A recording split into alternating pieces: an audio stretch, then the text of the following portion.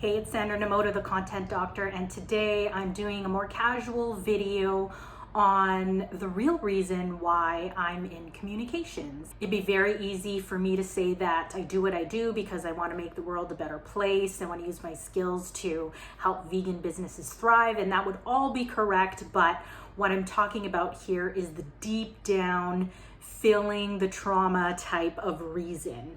As I record this video, a lot is happening this week down in the US, and we're all paying attention and things are blowing up, and I don't think enough people stop and think about the real reasons why they do what they do, and that it's possibly a way to fill in the trauma that they perhaps may have experienced in childhood that they haven't dealt with in adulthood. So that's the kind of trauma that I'm talking about. And so my story starts way back as an infant.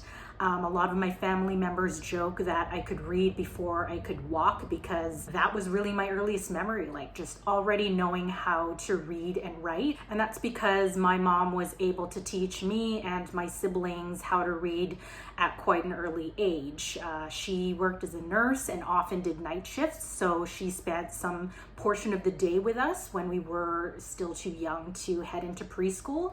So by the time that I did head into preschool or daycare, if you want to call it that, I already knew how to read, and it was because of her and also some electronic and paper-based tools that she used. So props to you, Mom. And there's a story that my mom likes to tell about me a few days into daycare and just getting oriented with the place, and I picked up a book and I started reading, and I actually still remember the weird looks that I got from the other kids because it was unfathomable that another child already knew how to read.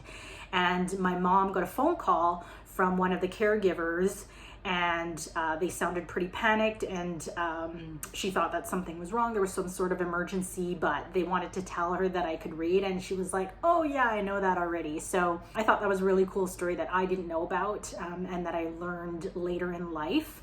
So that was me as a toddler. As I entered into kindergarten, me and a few other students, again, already knew how to read while the other folks in the class were still learning. And so we were able to skip those lessons and do word puzzles and things like that. I don't even remember, but I remember that. And grade 2, I remember our teacher actually getting me to read the books that I had brought to school from home to the class. And if you were in that class, I apologize many years later because I didn't know she was going to subject y'all to having me do that. And it's not that I didn't enjoy doing it, but yeah, it was just kind of weird. She was using it as a way to slack off in class, quite honestly. So that was grade 2. Grade 3 is when I started actually writing more creatively. I definitely started writing short stories in grade 2 as part of assignments, and then I just started writing for fun into 3rd grade. And then when we started learning how to write poetry in grade 5 and 6, I found that I really enjoyed that medium because it was a lot more concise. And I was trying to pack a lot of big ideas into a few words, which is different than how you write stories. And so I really enjoyed poetry, and that carried me on through to high school and university. And I ended up getting some poetry published in university journals, which is cool. I still have all of those anthologies. And then in university, I majored in English literature. So yeah, that early love of language really stuck with me through my academic years. And then I didn't even really know what I wanted to do in terms of a career when I graduated, but I just happened to stumble upon an internship for a public relations firm, and that really kicked off my career in PR and subsequently in communications and marketing, and that was 15 years ago. So that's sort of an overview of my career and how it sort of started. But here's where we get to the trauma part. So my theory is that this has stuck with me for so long, and I have this innate desire to use words as a positive tool and to create positive impact, because as a child, I experienced a lot of times where, or when I should say, communication was missed. And so there was a lot of moments of miscommunication within my family, and also externally with family friends and extended family, and just missed information that could have made our lives a lot better. That's the kind of trauma that I'm talking about. So back in elementary school, we didn't really have a routine from Monday to Friday in terms of getting picked up from school. So something like Tuesdays and Thursdays, my siblings and we had music classes and that sort of stuff, and my mom would always pick us up from school, and we'd have to drive all the way to Kits to do our music lessons. But kind of those other days when we were not sure what the heck was happening after school, there were a lot of times when we didn't really know who was going to pick us up. Well, was it going to be my mom? Was it going to be it usually wasn't my dad, because my dad would work till 5. So it was sort of a question mark as to how we would get home. And when I started 7th grade and entered into high school, that's when I was able to take public transit home. So that was fine. But I'm talking about sort of like I would say grade 3 through 6, 7 was like the worst period when, we just didn't know what was going on. And so at our elementary school, what happens if you don't get picked up on time is parents usually pay for something called after school club, where they pay for a few hours after school. Somebody is there supervising the kids. You do your homework, you play inside the school. And so what would happen is we would be the last kids not to be picked up on time, and then we would have to get sent to after school club.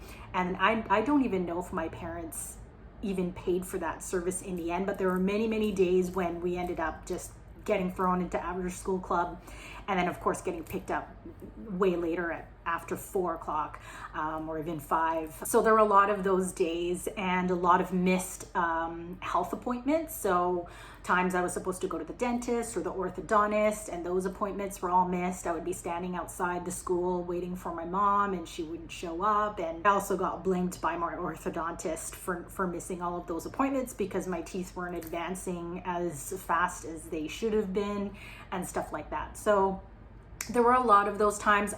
Those are the basic things that I can remember, but it still happens to this day when my family tries to organize holiday gatherings. It's, we have to specify whose house it's going to be. And because I'm the only vegan in my family, I have to usually figure out what sort of dish I'm going to make that isn't the same as something that somebody else is going to make. And there's always chaos and drama in terms of who's picking up who and carpooling, because not everybody drives. And now I can look back on it and laugh. Sometimes it isn't that funny, but it's just something that I think my family has grown up with, and I've grown up with, and nobody's perfect. And so I thought I'd just really share that interesting part of my story with you, and hopefully it gets you to reflect on why you do what you do. And if you think you need to unearth some of that, don't be afraid to seek help. There's a lot of therapists, counselors, coaches, and other professionals that can help you do that. So I hope that was interesting at all for those of you who made it this far. Wishing you well for the rest of 2021, and I hope to engage with you soon in another video or else on social media. Take care. I remember when I lost my